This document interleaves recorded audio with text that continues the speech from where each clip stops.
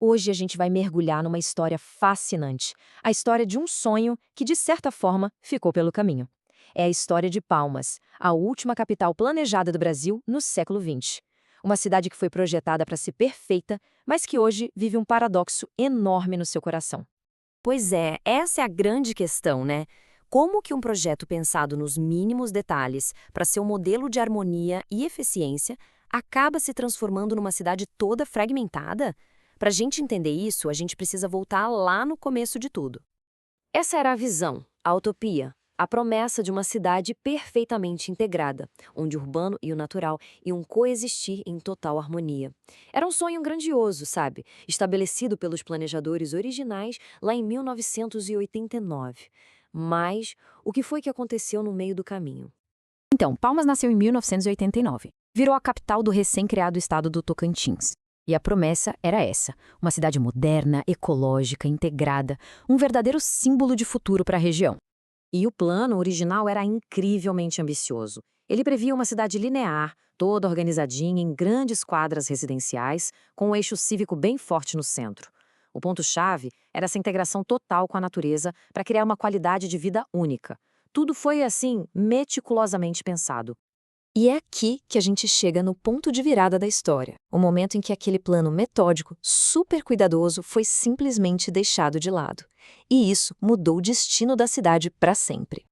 A lógica por trás do crescimento era brilhante. O plano previa uma expansão em fases, como se fossem anéis se alargando a partir de um núcleo. A cidade ia crescer de forma ordenada, mancha sobre mancha, começando pelo centro.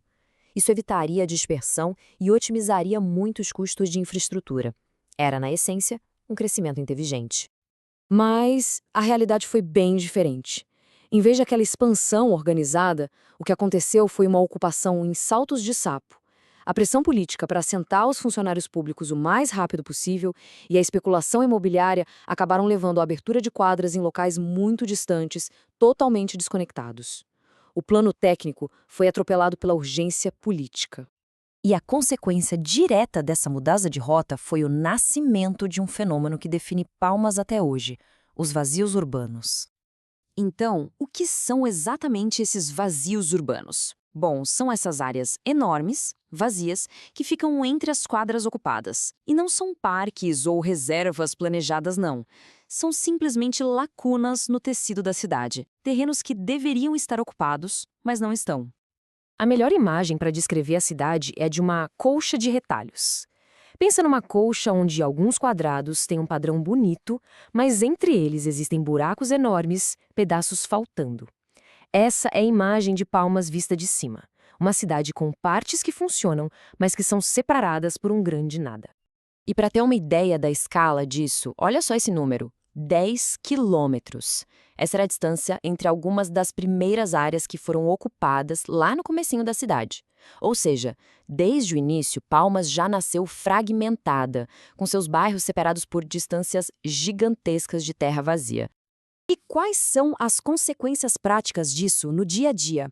Viver uma cidade de ilhas urbanas tem um custo bem real e diário para quem mora lá. Esses dados de deslocamento contam a história muito bem. Os maiores fluxos de gente não são para quadro do lado, mas sim entre regiões super distantes.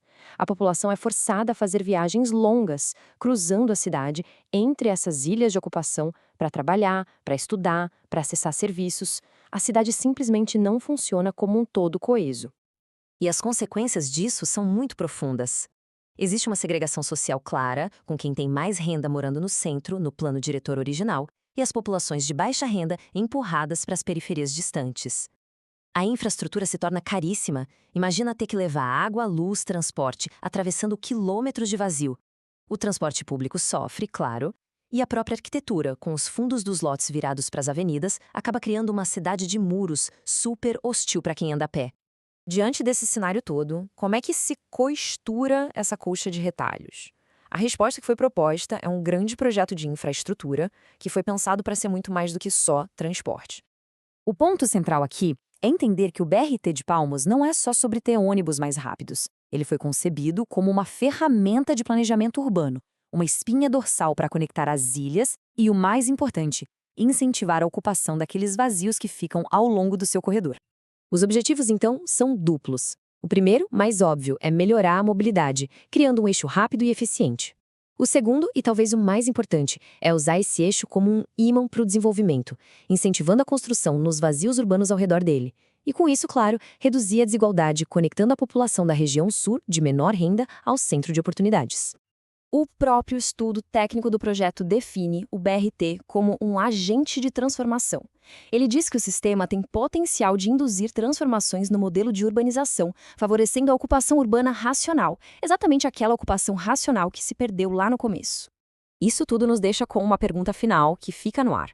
Palmas é um caso de estudo perfeito sobre como um sonho de planejamento pode sair dos trilhos. A aposta agora é que uma infraestrutura bem pensada pode não só mover pessoas, mas também curar as feridas urbanas e, finalmente, realizar a promessa de uma cidade que seja integrada de verdade. Mas será que vai funcionar? O futuro de Palmas depende dessa resposta.